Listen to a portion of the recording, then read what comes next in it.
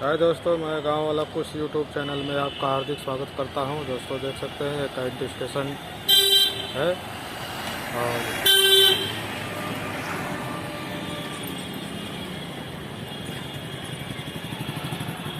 ये water tank है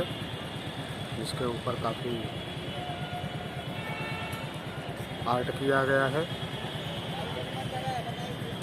और ये यात्री प्रतीक्षालय एयर कंडीशनड है